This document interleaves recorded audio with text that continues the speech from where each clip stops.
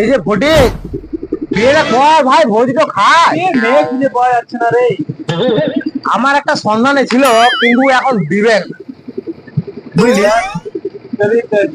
চেষ্টা করে দেখতে পারি, তবে আশা করি ও দিবেন না। ঠিক আছে, তো যাই হোক, এখন তো কিছু তো ব্যবস্থা করতে হবে ভাই। একটা ভোজ খাওয়ার অনেকদিন আমেজ মনে একটা বুঝতে পারছি, কিন্তু কি করবো এখন, মেয়ের অভাব চলছে।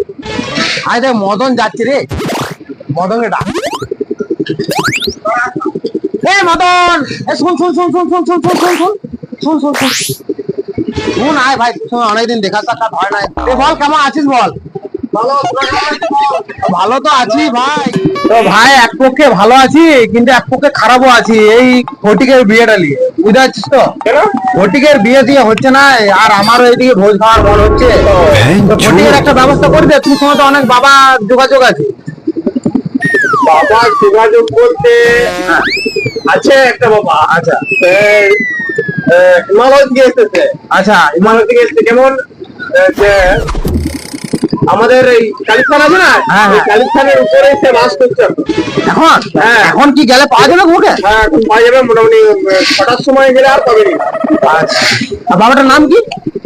বাবাটার নাম লাল বাবা। লাল বাবা, বিখ্যাত বাবা কিন্তু। আচ্ছা। একজনকার বাকে কেমন খুশি হয়েছে তার বিয়ে একদম। তাইলে ফটিক তোর কেমন ভজরে ভাই। চ তাহলে সন্ধানটা ওইদিকে কোন দিকে বললি না, একবার বল, ভুলে গেলাম।